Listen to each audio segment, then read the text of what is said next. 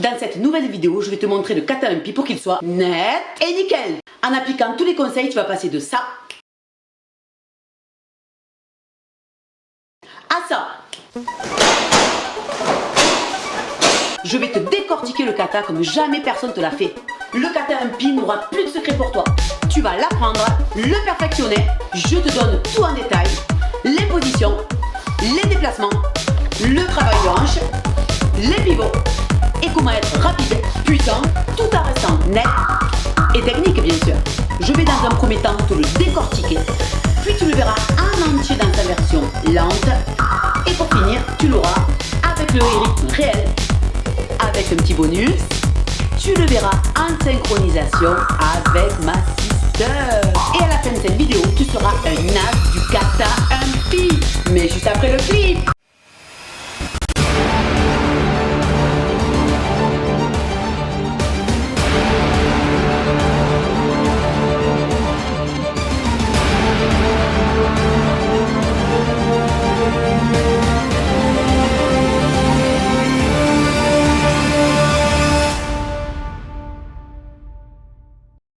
Salut, c'est Jess. Ici, tu es sur la chaîne YouTube de Jessica et Sabrina Buil. Nous sommes 5 fois championnes du monde et 6 fois championnes d'Europe de karaté. Tu es ici au meilleur endroit si tu veux booster ton karaté en un minimum de temps. En écoutant tous les conseils qu'il y a sur cette chaîne, tu vas faire exploser ton niveau de karatéka. Tu vas bénéficier de beaucoup d'astuces qu'on donne à nos clients de coaching. Mais à toi de t'exercer. Et si ce n'est pas déjà fait, abonne-toi. Allez, c'est parti!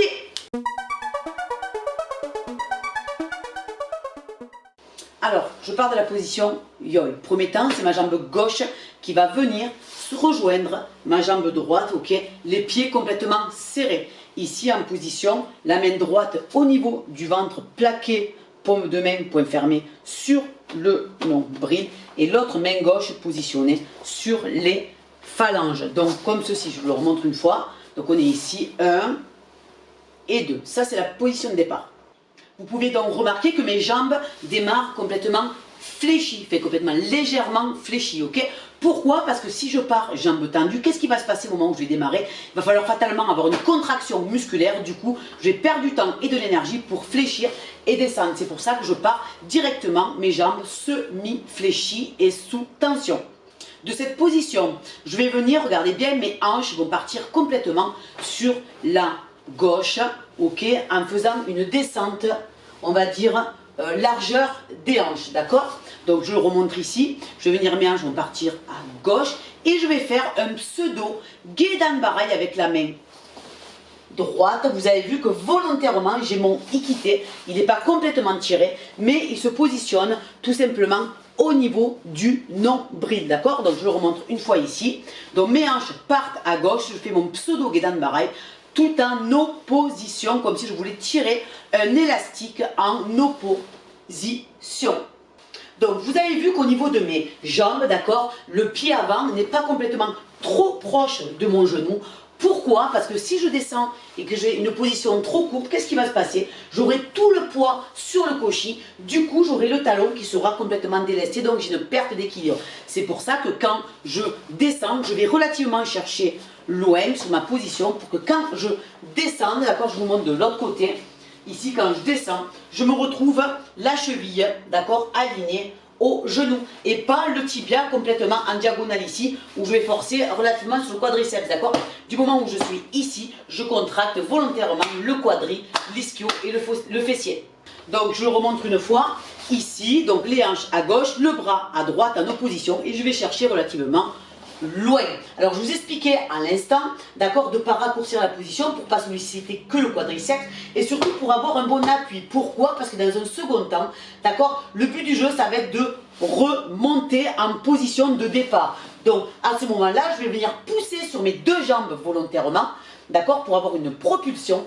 Mes hanches vont partir vers la droite et mes bras, eux, vont partir, boum, vers la gauche. Alors au niveau des bras, ici, c'est je suis à Nikité, point gauche, d'accord, et j'ai le point de bras qui va se positionner au-dessus. Donc, je le remontre ici, d'accord, je me rapproche un peu, je vais pousser fatalement sur mes deux jambes, je m'autograndis au maximum, mes hanches partent à droite et mes ikités partent complètement en opposition Vous avez vu, vers la gauche. C'est comme un élastique que je tends, tout est en opposition, là il va y avoir une tension. Un point très important, quand je remonte, d'accord, attention de ne pas rester toujours vers le haut et que le centre de gravité parte complètement boum, vers le haut. Pourquoi? Parce que je ne serai pas du tout puissante et surtout je ne serai pas en assise et j'aurai pas de stabilité, d'accord? Et vous allez voir par là-dessus, ça va m'empêcher de partir pour le mouvement qui suit. C'est pour ça que mes hanches partent à droite, les bras partent à gauche, je relève mon centre de gravité, ok? Et au moment où je vais tourner mes hanches et mes bras, je vais venir me réasseoir dans le sol. Vous avez vu? J'ai mes jambes qui vont être légèrement sous tension, légèrement fléchies, ok? Ici. Donc ça fait 1, 2, je remonte et je vais venir me réasseoir dans le sol. Je suis déjà sous tension. Pour de là, regardez bien, je vais venir partir en Gedan Barai. Alors, allez voir la vidéo aussi sur les techniques de base, je vous la mets ici. Elle est super, super importante et enrichissante. Je vous le conseille fortement. Donc, je vais venir axer, d'accord, ici, dans la position, dans l'axe où je vais aller.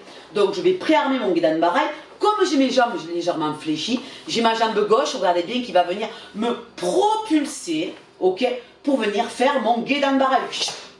Alors, à quoi sert cette fameuse propulsion? C'est que souvent, les gens, quand on commence à mettre du rythme dans le kata, vous allez voir, on est ici, souvent vous êtes ici, là. Vous êtes à moitié fléchi pour partir sur le mouvement d'après. C'est pour ça que c'est important, déjà, pour gagner en vitesse, et de 2, pour stabiliser la position, et surtout pour la fixer et qu'elle soit nette et précise. À ce moment-là, je vous garantis que j'ai le quadriceps, l'ischio, fessier de contracter. Et là, j'ai une position stable. Donc au niveau des bras, d'accord, parce que là on a vraiment parlé des jambes, donc j'arme, j'ai dit je propulse avec ma jambe gauche, regardez bien, je ne vais pas penser uniquement à déployer mon Gedan Barai et à frapper que le bras qui va faire la phase retour, d'accord. La priorité dans un premier temps, ça va être ici, on allonge au maximum en Shotokan, on a vraiment de la chance, c'est pourquoi? Parce que je vais venir tirer, mais de manière rapide, mon ikite, comme si tu veux venir me donner un coup de coude vers l'arrière, ok. En simultanément, je vais venir déployer l'autre bras, comme si toujours j'étais en opposition et que je tirais mon élastique. Ici, tu as vu la tac? Du coup, le fait de tirer mon ikite et non pas de penser uniquement au Gedan Barai, qu'est-ce qui va se passer? Mes épaules vont automatiquement se mettre chaque de profil. Et le fait qu'il y ait un mouvement circulaire, d'accord, au niveau des épaules, il y a un léger mouvement de rotation. C'est ce qui va inconsciemment, d'accord, et c'est surtout visuellement quand le jury va te regarder ou en passage d'oral ou en compétition, c'est ce qui va te donner de l'explosivité un petit peu plus à l'œil, d'accord, sur un point de vue visuel. Au niveau de la synchronisation, il va y avoir 2 possibilités. Soit tu as le choix d'arriver en coordination pied-point, donc j'arme, au moment où j'atterris avec le pied et que j'ancre mon pied dans le sol, je vais venir déployer mon Gedan Barai. T'as vu? Je suis vraiment en coordination pied-point. Deuxième option, d'accord, tu peux légèrement poser ton pied et dès que tu as la sensation du pied dans le sol, tu déploies ton Gedan Barai. Mais quoi qu'il arrive, que tu choisisses la version 1 ou la version 2, il y a une tension maximale de la jambe arrière. Donc je te le montre ici. Donc on a vu 1, 2 avec le travail de hanche, je m'assois. 3, je viens préarmer. 4, je vais propulser avec ma jambe gauche pour venir déployer mon Gedan Barai. Voilà. Donc pour finir la découpe, regardez bien. Ici, j'ai les pieds sur 2 lignes. Ça marche? Je vais venir tout simplement me positionner en Kibadashi. Donc c'est ma jambe arrière qui va venir se réaligner au pied avant. Et en même temps, regardez bien, je vais faire Kajitsuki, ok? Alors 2 options. J'ai la première option, c'est celle que moi je fais, enfin tout dépend du rythme que je donne dans le kata. C'est en premier au début pour faire mon travail de hanche, je te conseille fortement de décaler ton pied sur la même ligne. T'as vu, je suis sur le koshi volontairement, là je te le découpe, ok? Pourquoi? Parce que je vais vraiment balancer mes hanches là, vers la gauche de manière violente, d'accord? Alors attention, vers la gauche, c'est pas je détruis mon Kibadashi, non, non. C'est j'envoie les hanches vers la caméra, mais en même temps, je vais venir m'asseoir comme s'il y avait une chaise vers l'arrière, ok? Et en même temps, d'accord, je viens envoyer mon Kajitsuki qui va vraiment, boum, tu as vu, en fermeture, les hanches partent à gauche, le Kajitsuki part à droite. Du coup, j'ai ma tension et j'ai mon verrouillage. Donc, je te le remontre. Ça fait 1, 2, mes hanches vont partir à gauche, mon bras va partir à droite et je vais venir m'asseoir dans le sol. T'as vu ici là? Et attention, les genoux sur le kibadashi, vous pouvez aller voir la vidéo de Sabrina qui a fait sur le kibadashi, je le répète parce que franchement, tout est hyper complémentaire. J'imagine que j'ai un élastique ici que je dois tendre, d'accord? Donc attention de ne pas avoir les genoux à l'intérieur, d'accord? Ça mange pas de pain. De le ressignaler, donc je vous remonte une fois. Je vais venir, mes hanches vont partir à gauche, le bras à droite, je vais venir m'asseoir dans le sol et tirer mon ikite. Ça, c'est la première option. Deuxième option, je vais le faire, en fait, au moment où je vais envoyer mes hanches à gauche, tout de suite, je vais venir ancrer mon pied dans le sol. Et du coup, je vais arriver en coordination. Pied-point. Ok? Je te le remonte une fois. Première option, 1, je décale. 2, j'envoie. Deuxième option, j'arrive en coordination. Pied-point. Mais quoi qu'il arrive, j'ai mes hanches qui partent à gauche et mon bras qui part à droite. Et au niveau du bras, donc en fait ici, ça ne sert à rien d'aller chercher trop loin. Pourquoi? Sinon ça me fait pivoter mes épaules, d'accord, trop loin. Et du coup, regarde, tac, j'ai la hanche qui va pivoter. Du coup, je vais mettre mon genou vers l'intérieur. Donc non, les genoux sont face à la caméra. Le bidou est face à la caméra. La poitrine est face à la caméra avec mon ikite. Et j'ai tout simplement, c'est comme si j'avais un tsuki que je fléchissais. Boum, mon bras. D'accord? Ici, vraiment à la perpendiculaire. C'est une frappe sur cible. Et donc, si tu regardes bien, le bras ne dépasse pas l'axe de mon épaule. Et je m'auto-grandis pour être hyper droite.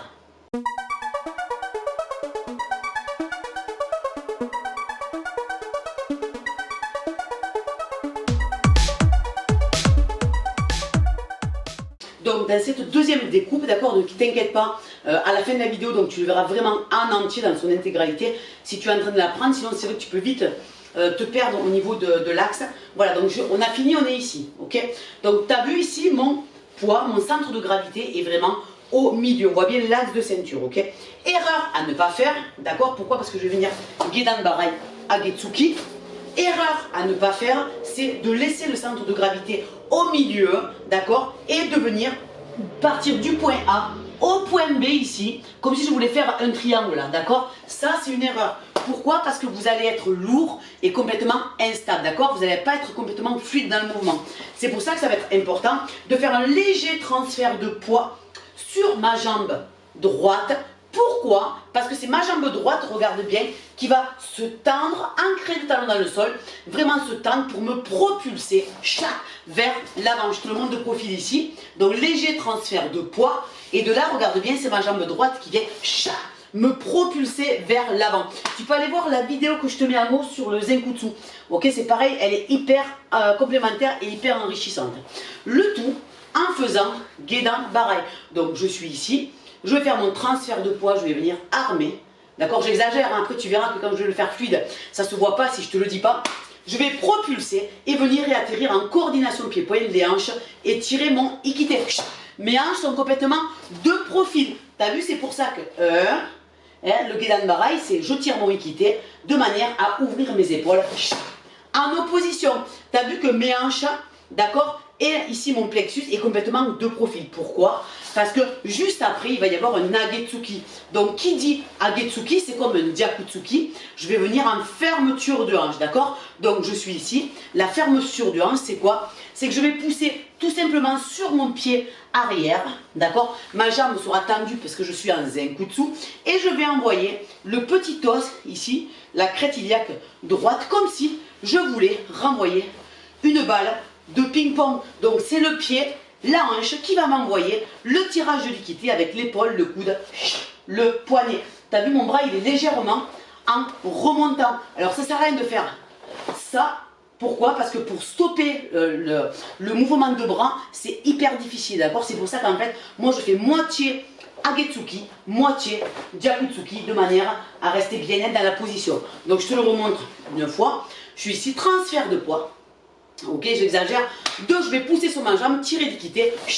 Je me retrouve en ouverture, d'accord? De là, je vais pousser sur ma jambe arrière, ma crête iliaque droite, comme si je voulais renvoyer une balle de ping-pong avec ma hanche droite face à la caméra. Je viens tirer l'ikite pour jouer de ma rotation des épaules et je fais mon Nagetsuki. De là, je viens saisir. Donc, quand tu saisis, il y a 2 options, d'accord? Alors, tu as l'option... Tout simplement, c'est ce qu'on voyait en compétition. Il y a eu 1 milliard de versions, il n'y a pas de juste, il n'y a pas de faux. Honnêtement, prends vraiment ce qui te correspond et surtout ce qui te plaît le plus, d'accord? Désolé, je manque un peu de lumière ici. Donc, première option, c'est tout simplement, je vais venir ouvrir. T'as vu? Je suis ici, ouvrir. Si je recule un peu, c'est de la lumière, hop, aussi. D'accord? Je peux tourner légèrement, tac, ma paume de main sur le côté. Ça, c'est la première option. La deuxième option, d'accord, qu'on voyait souvent en compétition aussi, et même en traditionnel, regardez bien, c'est que je vais venir allonger, avancer mon épaule vers l'avant. Je regarde ma main, elle va venir pivoter, paume de main, comme un chuteau outil, en fait, et je vais venir ressaisir comme un chuteau, en fait, ici. Donc, on est ici, ça fait 1 et 2. Ça, c'est la deuxième option.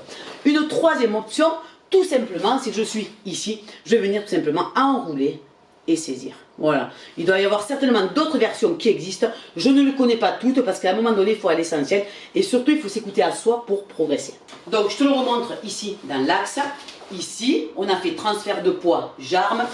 1, 2. Ok, moi je saisis ici. Alors, point important. Je vais te le montrer. On va faire 1 et 2. D'accord? Alors, je te le montre de profil. Après, je me remettrai dans l'axe. Parce que sinon, ça va être galère et tu ne verras rien du tout. Donc, je suis ici. Premièrement, je vais venir donner un coup de genou. Ok? Souvent, qu'est-ce qu'on fait? C'est qu'en fait, alors je suis désolée, je vous le décortique, d'accord? Mais j'espère que ça vous plaira. Souvent, ce qu'on fait, c'est qu'en fait, on donne un coup de genou uniquement, regarde, comme ça. Du coup, on se retrouve avec un mouvement qui est hyper court, d'accord? Alors, je suis désolée, moi, avec 1m50 m, il me faut de la grandeur et de l'amplitude de mouvement. Du coup, la majorité des gens, d'accord, ce qu'on fait, si je te le dis pas, tu ne le vois pas, c'est qu'en fait, je lance ma jambe comme si je voulais donner un coup de pied, d'accord, dans un ballon de foot. Arrivé en extension, c'est le genou qui va venir, boum, ramener. En gros, ça fait quoi? Ça fait une circulaire à l'envers. T'as vu? Je fais un arc de cercle à l'envers. Je le remonte doucement, ça fait 1, 2. T'as vu? De là, je vais venir tout simplement venir poser et venir me mettre en kozadashi. Un point important que j'allais presque limite oublier de dire, alors que c'est, on va dire, le plus important, c'est que regarde mon pied ici, il est dans l'axe, d'accord? Souvent, qu'est-ce qui se passe? Après, je te montrerai vraiment avec les bras ce qu'il faut faire, parce qu'il y a aussi de la coordination avec ça. C'est qu'en fait, regarde, si je laisse mon pied dans l'axe, au moment où je vais engager ma montée de genou, j'ai le centre de gravité qui va partir vers l'avant. Du coup, manque de souplesse, qu'est-ce qui va se passer? Tu vas te retrouver sur le koshi. T'as vu, j'ai soulevé le talon. Sauf que pour faire le mouvement qui suit, je vais pousser ensuite sur le koshi. Et là, je ne serai pas stable, d'accord? Et surtout, j'aurai pas une poussée qui sera ultra forte. C'est pourquoi c'est important de légèrement ouvrir le pied d'appui, d'accord? Quand tu vas venir monter le genou. T'as vu, ça te fait en même temps. En gros, c'est la dynamique de montée de genou qui va me faire ouvrir, chlac, mon pied d'appui légèrement. Regarde face à la caméra.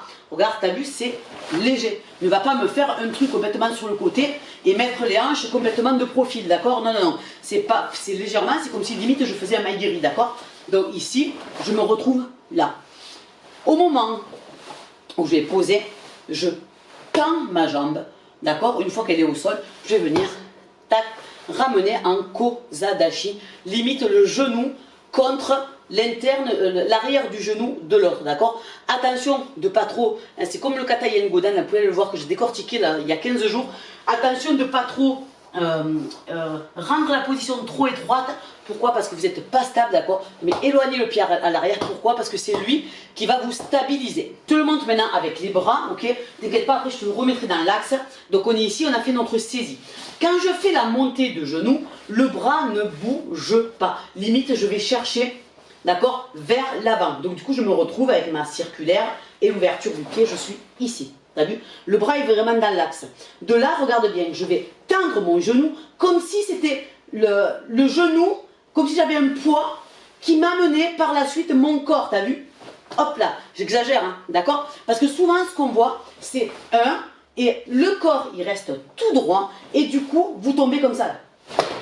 D'accord? Ça manque d'amplitude et ça manque surtout de fluidité. Alors, à part si tu es massif, costaud, assez voilà, corpulent et tu es vraiment massif, que là tu peux avoir de la puissance sur ça, mais moi c'est pas mon cas, d'accord? Donc moi je joue un petit peu plus avec de la finesse technique, mais attention, le reste n'est pas faux, c'est que moi je viens poser, d'accord? Ma jambe va amener le corps par la suite, tac, pour ensuite ramener mon poing. Alors si je décompose, ça fait 1, extension, hop, le corps suit, je pose, mes bras n'ont pas bougé. Quand je vais ramener et fixer mon pied arrière en l'ancrant dans le sol avec le koshi, j'ai la corde liquidée qui va venir tout droit et l'autre main en opposition qui va venir saisir. Et je me retrouve, si je prends l'axe de la caméra, d'accord, ici, 1, donc je pose, le bidou complètement, de face. Ne vous mettez pas en position bowling, directement, prêt à partir pour le mouvement numéro 2, d'accord. C'est 1, je suis bien stable et déterminé, d'accord, et je ne bouge plus, je suis net. Je vais continuer. Donc ici, je vais venir reculer pour faire mon guédan barrage. Je vous le montre ici. Alors, il y a deux options. Soit tu as l'option numéro 1, c'est d'atterrir coordination, pied, point, d'accord. Là, c'est pareil, il faut que tu sois assez petit, stable, trapu, enfin, il faut que tu sois massif de base pour avoir vraiment de la patate quand tu ancres ton pied dans le sol, d'accord. Ça, c'est la première option. Donc, je répète, première option, tu arrives coordination de pied-point, mais quoi qu'il arrive, regarde bien, je viens tirer mon ikité de manière à arriver coordination pied-point. Attention, d'accord, ici, une fois que tu as déployé ton guédan barail, tu as vu, mes épaules ne se retrouvent pas complètement de face, sinon je vais décoller le talon, je vais me casser la figure. C'est pour ça que j'imagine, peut-être je vous montrer par rapport au rideau, j'espère que je ne serai pas trop loin.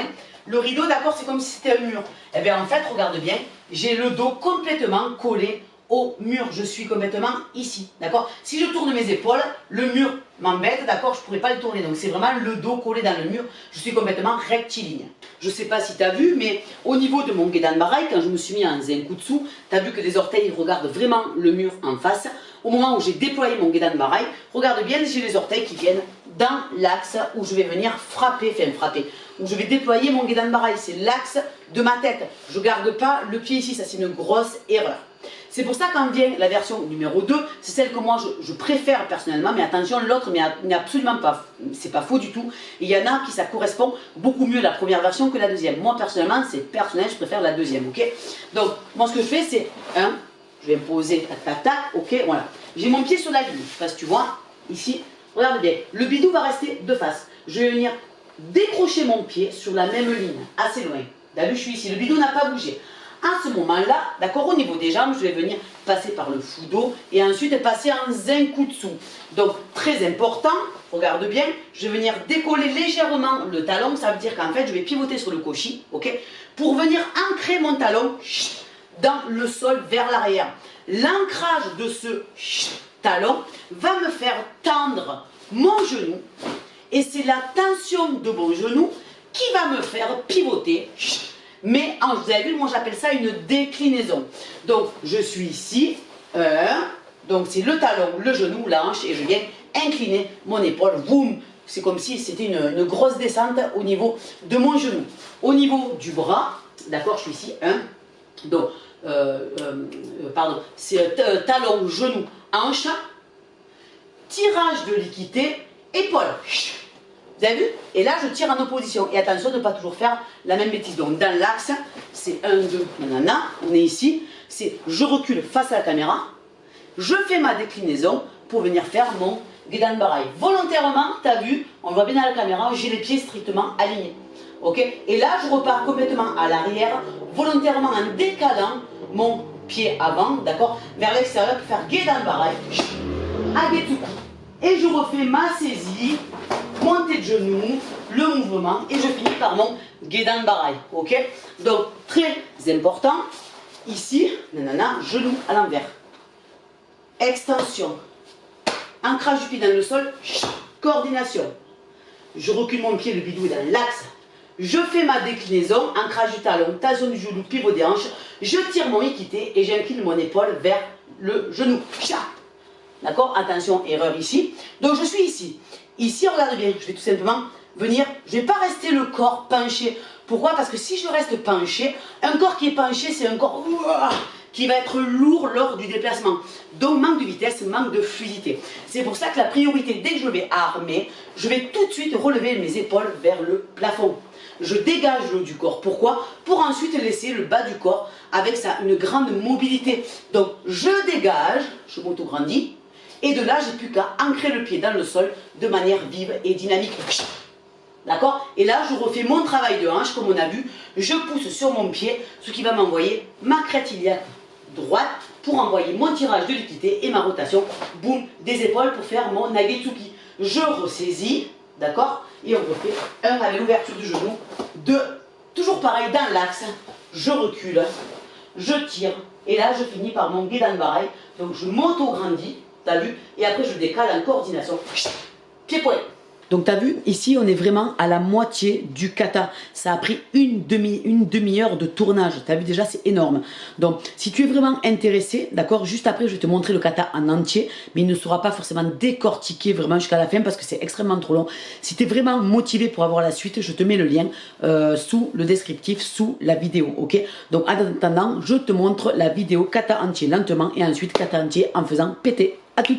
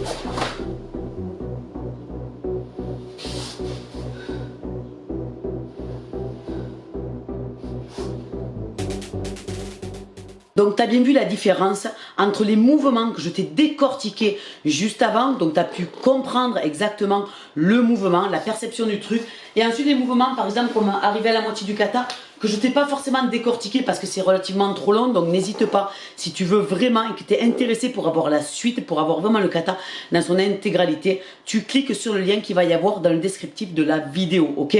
Donc voilà, sans attendre, je t'envoie le kata vitesse réelle, go!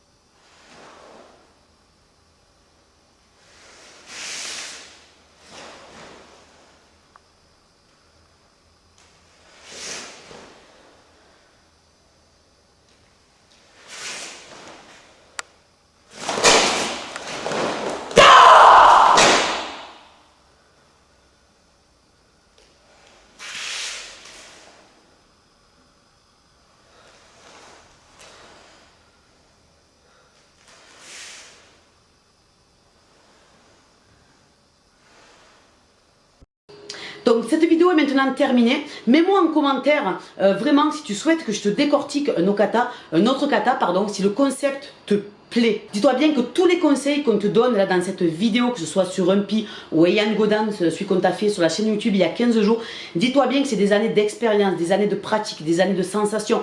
On s'est fatalement décortiqué avec ça pour comprendre comment on allait vite, comment on allait puissant. Pourtant, on était des filles, d'accord? On aurait pu très bien combattre dans la catégorie masculine, d'accord? Il y a 10 ans en arrière, ok? Donc c'est hyper important que tu gagnes du temps sur ça. Si tu es vraiment motivé donc à connaître la suite et surtout avoir l'intégralité du kata décortiqué vraiment de A à Z, d'accord? Je te conseille fortement, je t'ai mis un lien dans le descriptif, d'accord? Et tu intègres, tu rentres dans ma base de données et de là, ok, tu verras, tu recevras une séquence d'emails et si tu es intéressé, tu pourras vraiment aller beaucoup plus loin dans ta recherche, dans tes sensations et surtout dans ton apprentissage. tu auras complètement les clés, d'accord, vraiment clés en main de toute cette technicité qu'on a mis vraiment des années à acquérir et que peut-être tu ne trouveras même pas, mais parce que c'est l'expérience du haut niveau qui m'a fait ça, c'est l'expérience du coaching qu'on fait depuis des années avec Sab, c'est l'expérience des stages, enfin c'est tout ça qu'on a mis vraiment, qu'on a scindé par rapport à l'apprentissage vraiment de tout depuis des années. Donc c'est de la valeur. Donc si ça te plaît, n'hésite pas à cliquer sur le lien que je t'ai mis en dessous de descriptif de la vidéo. Si cette vidéo t'a plu, je te demanderai du fond de cœur déjà de liker, d'accord, de t'abonner, parce que souvent il y a beaucoup de gens, vous regardez les vidéos mais vous vous abonnez pas. Donc si tu es vraiment intéressé par le travail que je propose, aussi bien moi que Sab, n'hésite pas à t'abonner et à cliquer sur la petite cloche. Je te dis à dans 15 jours pour une nouvelle vidéo. Je te fais plein de gros bisous et en attendant, bon training, bye bye.